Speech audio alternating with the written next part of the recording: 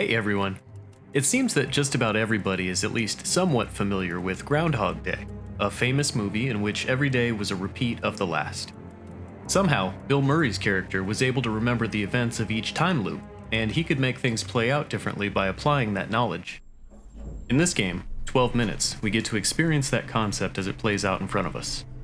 This game is relatively dark and brutal though, and we aren't just reliving some random, friendly Groundhog's Day over and over again. A clever nod to influences such as The Shining immediately set a tone, and the mystery begins to unfold right in front of you. Rather than a whole day, you actually have a very short period of time to deal with, and the entirety of the gameplay takes place within a single setting. This is the small apartment of you as the main character and your wife. As you come home, she initially greets you and explains you have a surprise on the way. You'll navigate the apartment, interact with various items, and eventually sit down for a special dessert. Sadly, this was never destined to be a pleasant night.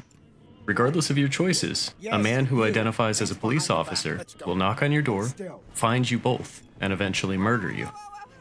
If you die, or attempt to leave the room, or run out of time, the loop will begin again. You don't know this man or why he's here, or even much about yourself or your wife at this point. Over time, you'll become acutely aware of just how much else you don't know. When the clock resets, you do it all over again. Or you could take more extreme steps to ensure the sequence can't possibly play out the same way.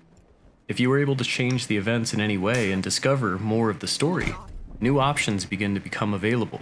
You're able to probe further and further into the following loops.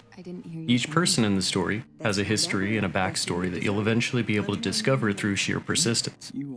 In addition, many options exist that have no real effect on the storyline at all. It keeps you guessing and experimenting. Sometimes the same option can actually play out differently the next time you try it. As your character learns more, they're able to predict more things. Here's this. The controls are as simple as possible, just clicking and dragging with the mouse.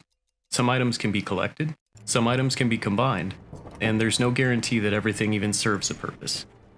Moving your mouse over your inventory freezes things, gives you some much needed time to think as well. Once the story starts to unfold, you may need to keep up. The voice acting, the individual lines that create the dialogue, are very well done. It's important that the voice acting here didn't detract at all from a player feeling detached from the scene they themselves caused. And that part was incredible. Please don't hurt me. Anyone else here? Husband, boyfriend, girlfriend? My husband. He's at work. He'll be here. I have to be careful about the footage I include here, because the mid to late game footage would spoil far too much of the story for you. The game, despite the complexities of time travel, dialogue trees, and the inclusion of big-name actors to voice characters, the overall playtime of this game is pretty short in comparison to the majority of games in its same price range. There's also not going to be a lot of replayability in a mystery title like this, so it's not exactly a value purchase. Once you know the story and you're able to reach and uncover the dialogue tree options, the game is over. The credits will roll. And again, everything takes place in just a few rooms. It's actually a very short story to tell, but it's buried. In each game loop, you potentially dig a level deeper, so it takes a while to uncover it. I don't want to give you the impression that I dislike this game. I'd actually love to see future games build on this concept even better.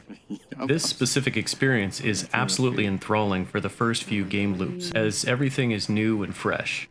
But as you shift your own focus to solving the mystery, each time you hit a wall, you're forced to begin again, and it can become a little frustrating. While the solution that'll get a player to the end of the story is certainly attainable without help, many players will likely end up reaching the solution through brute force attempts and accidentally unlocking new dialogue options with guesswork. I'd even go so far as to assume a lot of folks will probably look up solutions when they feel like they've run out of options, simply because many of the dialogue options are lengthy and a little time-consuming to skip through over and over again. While ultimately this is a puzzle to solve, the real challenge is that in most of the loops, you're missing most of the pieces to the puzzle.